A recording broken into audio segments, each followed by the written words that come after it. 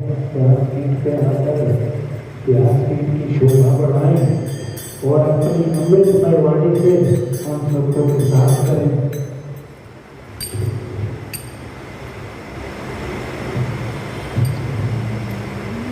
जनक सुता जननी जानकी अति करे करुणा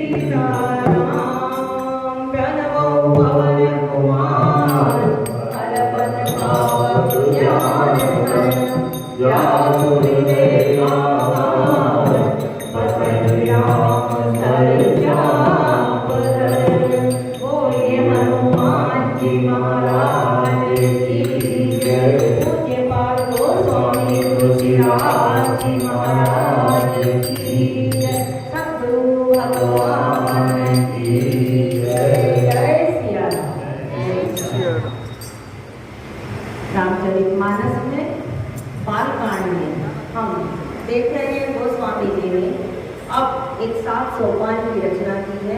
7 सोपान मानस सर के रूप में, चाहे पहले 4 घाट बताए और उसके बाद उसके 7 सोपान कौन से हैं।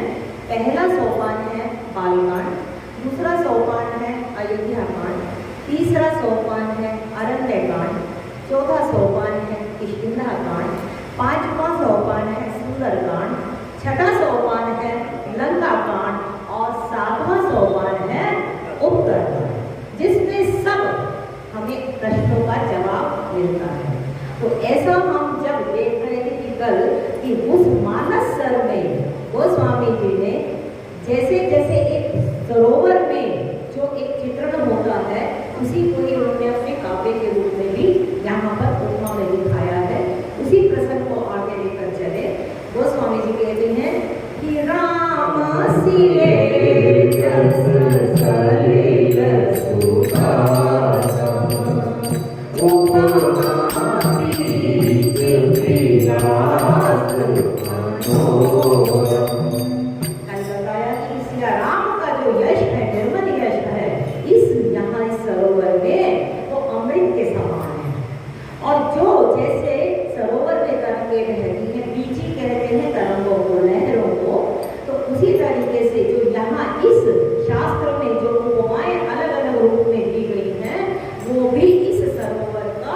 विलास है, वो तरंगे हैं जो बीच बीच में आती जाती हैं।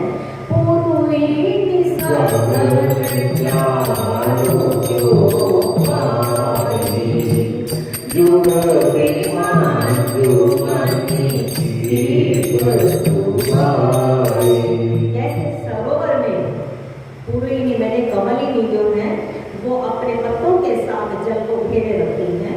वो स्वामी जी कहते हैं ऐसे ही इस मानस सर के अंदर जितनी ये जो चौपाइयां हैं, इन चौपाइयों ने भी परमात्मा की यश को छुपा रखा है। जैसे अरण्य कांड में भी वो कहते हैं कि माया छन्न न देखिए जैसे निर्गुण का, हटाना पड़ेगा थोड़ा सा उन चौपाइयों को देखिए कि इसमें क्या है। और हम बहुत बोलते हैं कि दो शब्दों के, 2 अक्षरों के बीच में जो रहता है वही तो राम का, ब्रह्म का, यश का वर्णन है। और गोस्वामी जी कहते सुंदर सुंदर जो चौपाई हैं वो इस मानस सर की कमलिनियां हैं। और जुगुति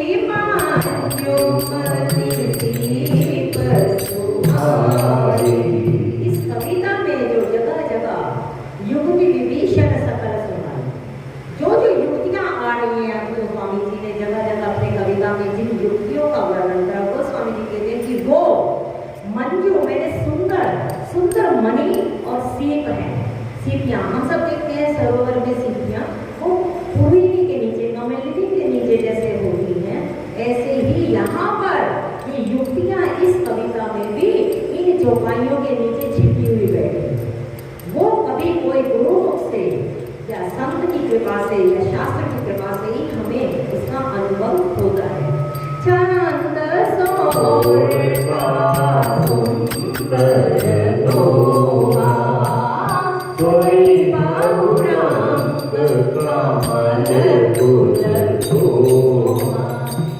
जैसे अब कमलिनी आई, कमलिनी थोड़ी सी कमलिनी तो हो गई चौपाइयाँ, लेकिन अब वो जब बड़ी होती है प्रफुल्लित होती हैं तो वही तो कमल बनती हैं।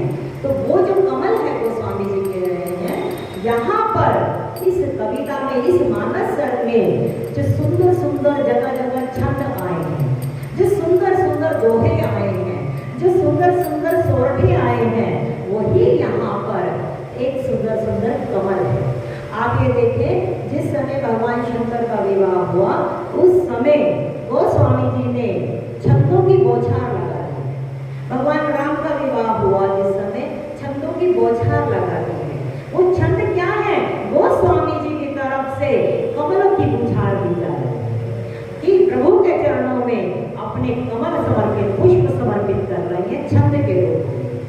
भगवान शंकर एकादश रुद्र है, 11 रुद्र हैं, तो वहां पर आप जैसे देखें तो 11 छंदों का वहां पर उन्होंने वर्षा कर दी है।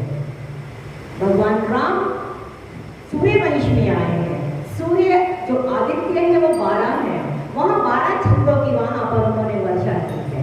इसी तरीके से गोस्वामी अच्छा जो कमल होते हैं वो 4 प्रकार के कमल होते हैं। एक लाल रंग का कमल है, एक जो लाल रंग का कमल है सभी प्रांतों में मिल जाता है, एक कमल होता है सफेद रंग का और एक कमल होता है नीले रंग का और एक होता है पीले रंग का। तो अलग अलग कमल हैं।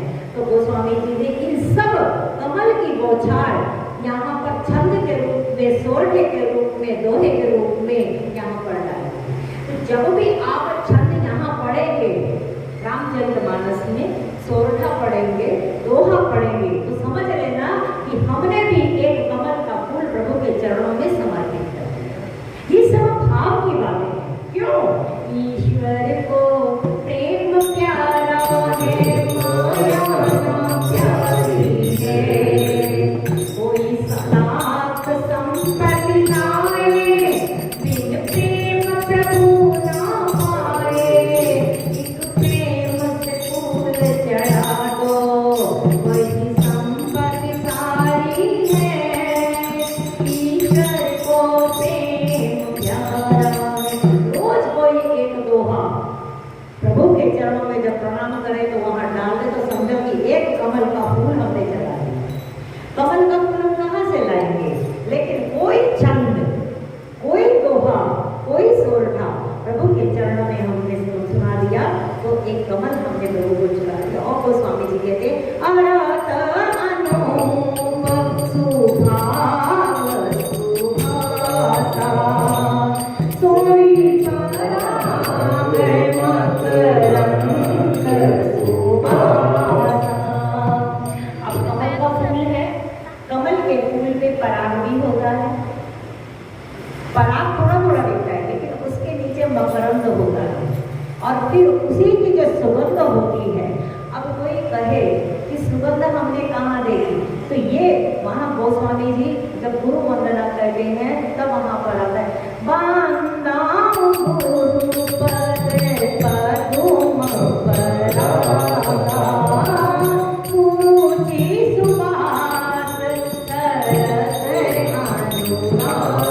जब गुरु के चरणों की कृपा होगी तो हमें इसके अलग अलग जो अर्थ हैं, जो सुंदर अनूप, अनूप मैंने जिसकी कोई उपमा नहीं कर सकते, अति विलक्षण ऐसे ऐसे अर्थ, सुंदर सुंदर अर्थ हमें उसकी सुगंध आएगी, उस पराग की, उस मकरंद की, वो हमारे को सुगंध आएगी। और आगे गोस्वामी कहते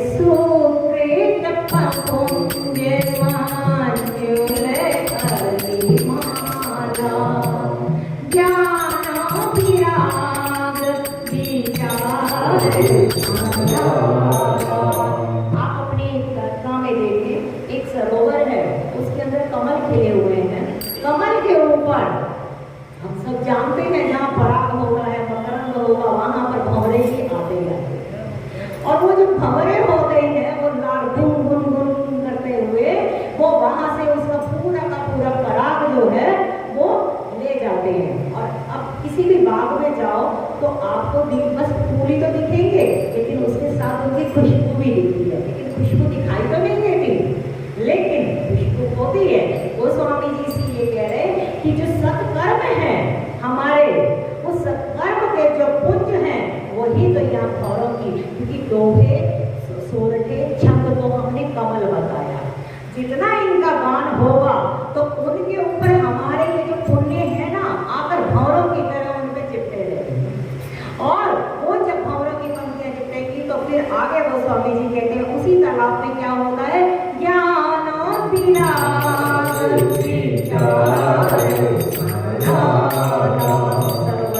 भी होते हैं। तो हंस वहां पर 3 श्रेणियां बताई हैं संतों ने हंस की। एक राजहंस होता है, एक अलहंस होता है, एक हंस होता है। हंस का गुण ये होता है क्षीर नीर का वो न्याय करता है। क्या सत्य है, दूध और पानी अलग अलग कर देता है, ये हंस की एक खूबी रहती है। तो इसी तरीके से गोस्वामी जी कहते हैं कि इस मानस सत्य भी हंस क्या है, ज्ञान विराग विचार। क्योंकि हंस जो है वो कमल पे ही बैठता है। भरत भारती मंजू मनाई, ये हंस की खूबी है। और ज्ञान और विराग जो यहाँ विचार है वही तो इस मानस सरोवर के हंस हैं। घूमते फिर रहे हैं, कहीं से ज्ञान हमें दिखाई देगा, कहीं वैराग दिखाई देगा, कहीं हमें विचार ऐसे आएंगे कि सोचने पे मजबूर कर दिया जाएगा। इस तरीके के जो यहाँ हंस घूम रहे हैं, कहीं भी ज्ञान की चर्चा आए तो एकदम देख लेना कि अरे ये तो हंस का दर्शन हो गया। ये प्रकृति से गोस्वामी जी सब चीजें देख लगा है। वैराग के लिए आज जो मैंने एक थोड़ा मेरे स्वाध्याय में आया कि वैराग 4 प्रकार का वैराग बताया है शास्त्रों के अंदर। उसमें एक वैराग जो है उसको यतिमान वैराग कहा गया है। जब मनुष्य विषयों से थोड़ा थोड़ा हटने का प्रयत्न करता है उसको यतिमान वैराग कहा जाता है। जैसे कि सुखदेव ने कहा था, अब प्रभु कृपा करो एहि भांति, सब गज भजन करो बिन प्राप्ति। ये वैराग जो है यतिमान वैराग कहा गया, लेकिन हम सब जानते हैं ये वैराग बहुत दिन टिका नहीं। सुग्रीव को जैसे ही राज उपदेश मिला और उसी समय ही वो अपने उस वैराग को सब भूल गया। दूसरा वैराग ये होता है कि जिस समय व्यक्ति को फिर वो प्रयत्न जब करता है उसके लिए थोड़ा आगे बढ़ता है कि बस बहुत हो गया, और उनको जब विषयों में जब दिख जाता है कि ये दोष है तो वो दोष जब उसको पक्के दिखने शुरू हो जाते हैं तो उनको वो त्यागता है। उसका गोस्वामी जी ने ये अलग अलग चौपाइयां हमें ये बता रही वैराग है क्या, जो यहाँ दिखाया जा रहा है चौपाइयों में कि मनु ने जब बहुत राज करते करते हो गया कि हो ही न विषय विला भवन बसंत भरत चौथ का, भाई मेरा बुढ़ापा आ गया, मुझे अभी भी विषयों से वैराग नहीं हो रहा, मैं अभी भी इस भवन में यहाँ रह रहा हूँ। तो गोस्वामी जी कहते बरबस राज सुत ही मन, उसने बरबस, बच्चे चाहते नहीं थे कि राज हमें मिले, लेकिन मनु ने अपना बरबस राज अपने पुत्रों को दिया और वो चल पड़े धेनुमती लीला के पास। ये जब वो होता है कि जब व्यक्ति के भीतर एक भाव आता है कि बस अब बहुत हो गया तो उन चीजों को त्यागना शुरू होता है। इसको कहा है शास्त्रों में व्यवहारिक वैराग।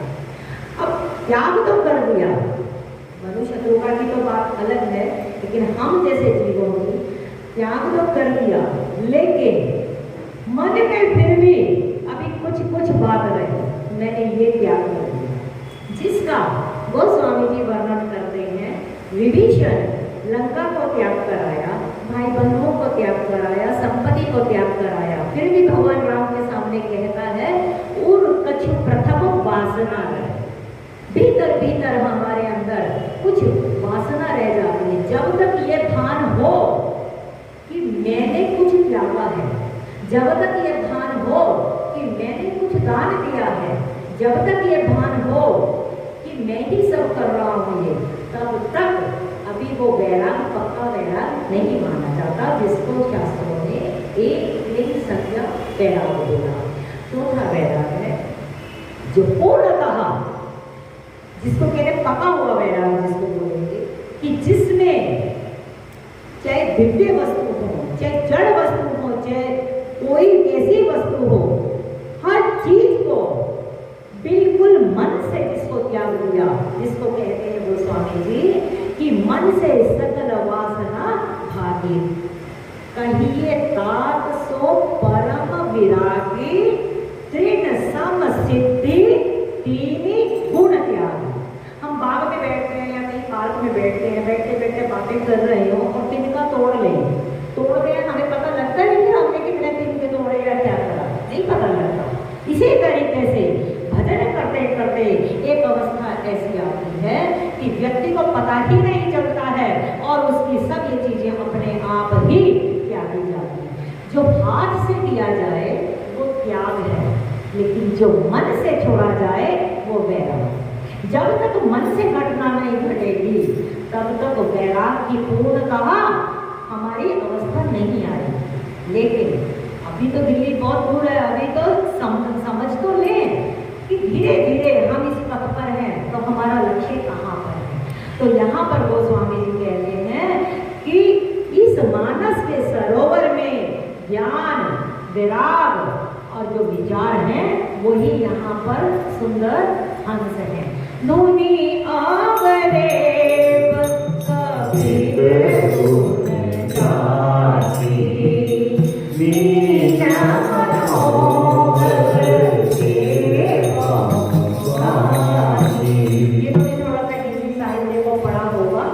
तो कविता के अपने भी कुछ धर्म होते हैं जिसमें व्यंजना लक्षणा अभिधा, ये थोड़ा सा टफ हो जाएगा, मैं थोड़ा साधारण करके बताऊं कि ध्वनि उसको कहते हैं, हम कुछ कहना चाह रहे हैं, लेकिन जो शब्द में हम कहना चाह रहे हैं वो शब्द के अर्थ कुछ और है, लेकिन उसका अर्थ प्रसन्न अनुकूल अर्थ कुछ और निकलता है।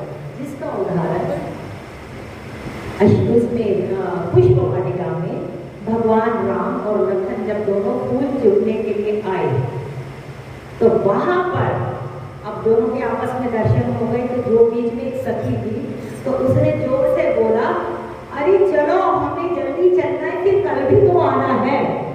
तो वो एक तरीके से उनको संदेश पहुंच गया कि अभी कल फिर आने का मौका है। कहाँ कुछ जाए, ध्वनि कुछ और निकले, शब्द कुछ और है, अर्थ कुछ और है, अर्थ कुछ और अंदर से निकलता है, जो छुपा हुआ अर्थ है उसको ध्वनि कहते हैं। अब रेव ये कहते हैं कि जो अब का मतलब होता है विरोध, वक्र, और रेव का मतलब होता है गति, वक्रोक्ति, उल्टा, कुछ कहा उल्टा। तो कई बार कहावत होती है ना कि कहना नो सुनाना तीनों, अरे कहना तीनों सुनाना नो, ऐसे करके जो बातें होती हैं, तो मतलब कहाँ कुछ जा रहा है, अर्थ कहीं और जा रहा है। ये सब कविता के काव्य के गुण होते हैं। तो ध्वनि, अवरेव, कपित, गुण जाति, ये सब जो इसमें कविता के अंदर जहाँ कहीं पर भी स्पष्ट अर्थ नहीं निकल कर आ रहा, कुछ और ही अर्थ है, वो सब क्या गोस्वामी जी ने बताया, मीना मनोहर से हम सब जानते हैं मछली जो होती है उसका तो जीवन ही जल होता है, वो जल से बाहर नहीं आती है। अगर वो बाहर आएगी तो वो बिल्कुल मर जाएगी। ऐसे ही कविता में ये जो ध्वनि है, वक्रोक्ति है, कविता के जो गुण हैं, वो सब इस जल के अंदर ही छुपे बैठे हैं। जो राम का सुरेश रूपी जल है उसमें मछली की भांति छुपे बैठे हैं, वो बाहर नहीं आती, कभी कभी दिख जाएगा लेकिन बाहर जल से नहीं आता है। आगे उसका प्रसंग चलाते कहते कि अर्थ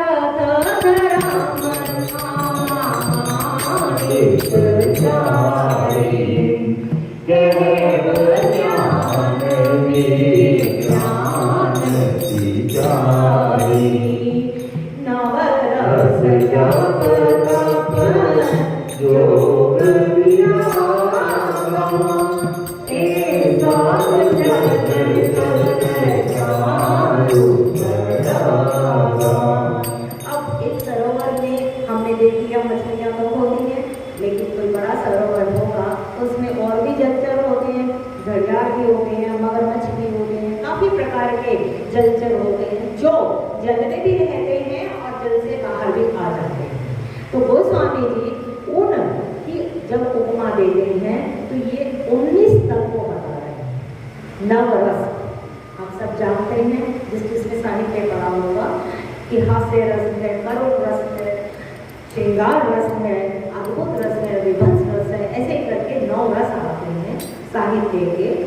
अर्थ, धर्म, काम और मोक्ष ये भी यहाँ पर, और सुंदर ज्ञान विराग, जप, तप, योग, व्याधि, जितना ये 19 तत्व जो है ये सारे के सारे जो स्वामी जी कहते हैं कि यहाँ इस मानस सर के सुंदर जलचर जीव है।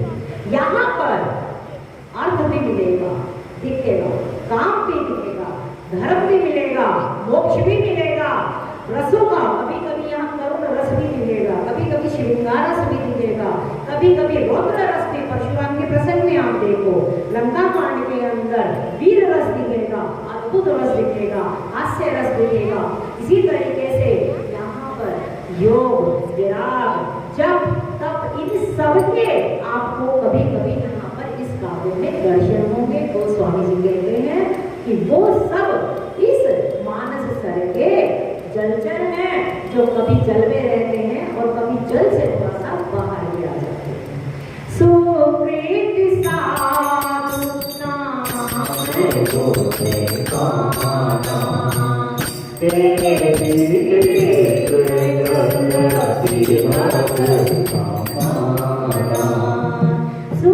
साधु तो स्वामी जी ने मानस में ही कहा है, और वैसे भी कहते कि राम जो भक्त हैं वो जब भी 4 प्रकार के विषय, साधक, सिद्ध, दशया। तो यहाँ पर विविध जीव जब वेद बताने और भक्ति 4 प्रकार के बताए हैं। तो यहाँ कहते हैं कि जो सुकृति लोग हैं, सुकृत कहते हैं जिनके बहुत सारे पुण्य इकट्ठे हो चुके हैं, जो सुकृति साधु लोग हैं वो तो नाम गुणगान करते हैं, और उनके यहाँ पर इस मानस सर में, इस कविता के अंदर सुकृति पुण्यात्माओं के भी गुणगान हुए हैं। परमात्मा का भी जो गुणगान हुआ है वो क्या है, वो विचित्र जल पक्षियों के समान है। देखो कुछ तो जलचर रहते हैं, सरोवर में हर समय रहते हैं, लेकिन कुछ आते हैं, बाहर से आते हैं। वो स्वामी जी कहते हैं कुछ विचित्र कथाएं। तो ये जो सुकृति जनों के पुण्यों की कथाएं हैं, साधुओं की कथाएं हैं, राम नाम की कथाएं हैं, ये सब इस सरोवर के जल पक्षियों के, विचित्र जल पक्षियों के समान है। संत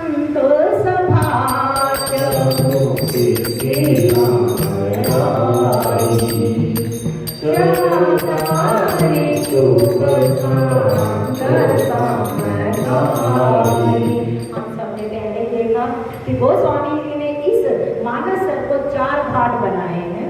उन चारों घाटों में गोस्वामी जी कहते हैं कि इन चारों में ही संत सभा चहुदिशी, चारों तरफ अमराई, अमराई कहते हैं आम के बाग को, संत की सभा को आम का बगीचा बताया। आम का बगीचा क्यों बताया?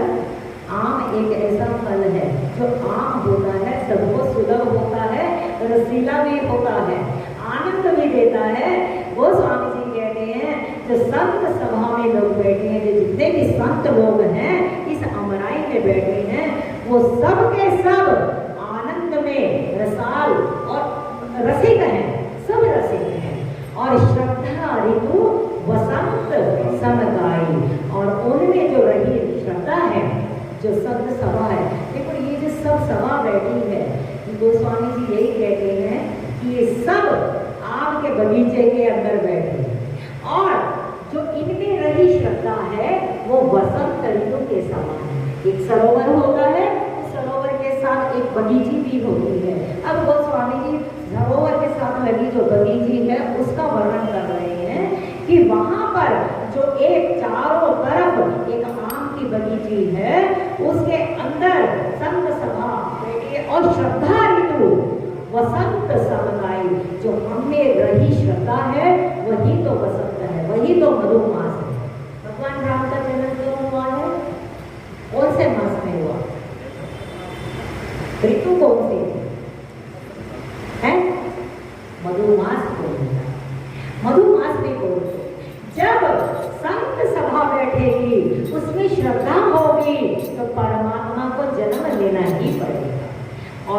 स्वामी जी कहते हैं भक्ति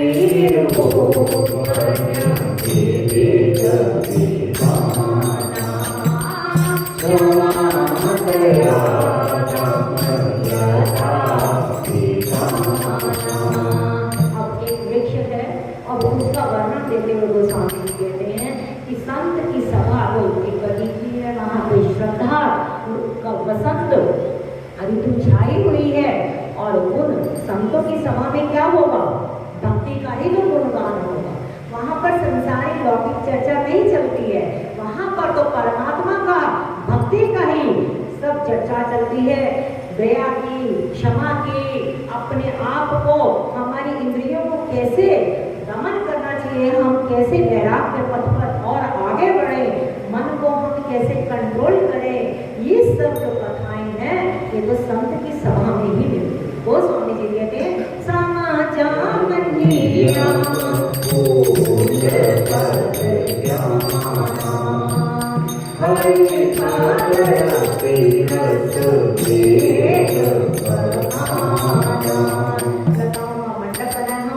आप सबने देखा भी होगा, आम की जो अवराई है, आम का वृक्ष बहुत बड़ा नहीं होता है, वो एक ऐसा उसके पूरा का पूरा वितान बना रहता है और कोई भी जाकर वहां पे आराम से एकदम शीतल हवा में बैठ सकता है।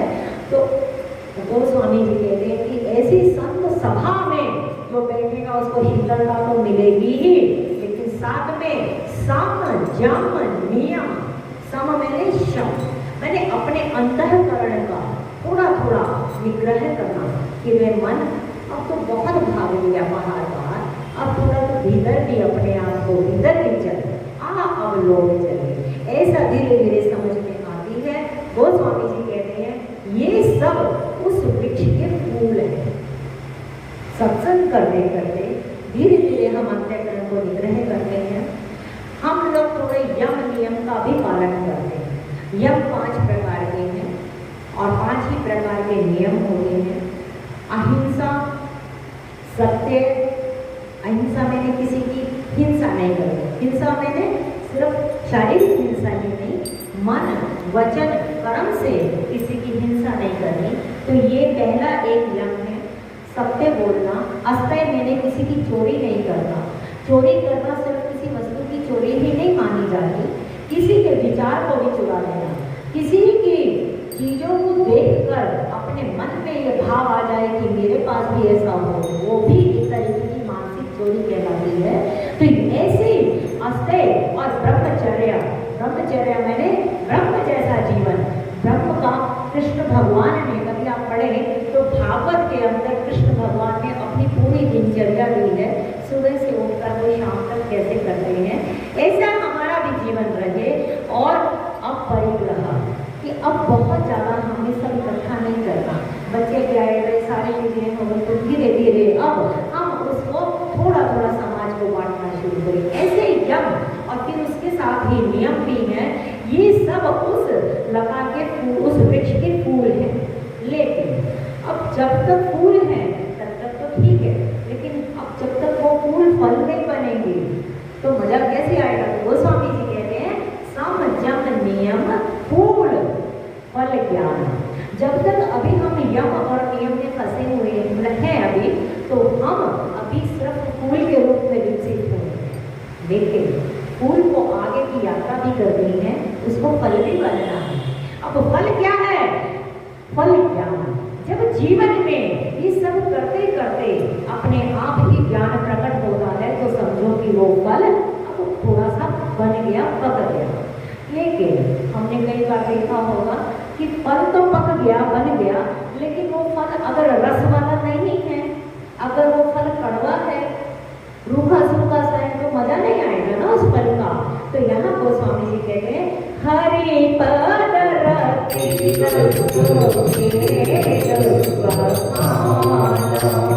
प्रभु के चरणों की रति मन प्रेम, यही तो उस फल का रस है जिसका वेदों ने वर्णन किया।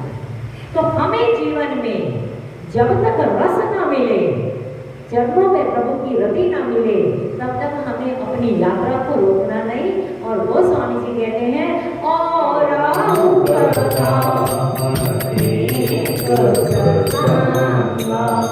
सही सुख में कबहू मरण पीवाना। बीच बीच में जो प्रसंग आ गए हैं शिव पार्वती का, गरुड़ जी का, नारद जी का, मानव प्रताप का, ये जो अलग अलग प्रसंग आते हैं वो स्वामी जी कहते हैं यही तो सुख सुख में नहीं तोता, पिक में नहीं कोयल, यही तो रंग बिरंगे पक्षी हैं जो मानस सरोवर में आके बैठते हैं। आगे वो स्वामी जी पुलक पाटिका पाद बन सुख सुख विहार माली सुमन सने भजन तो कथा में सुनते सुनते जो रोमांच होता है, जो आगे की अनुभूति होती है तो कल पंडित जी अपने मुखारबिंद से बताएंगे। तो हरे राम राम राम सीता राम राम राम हरे राम राम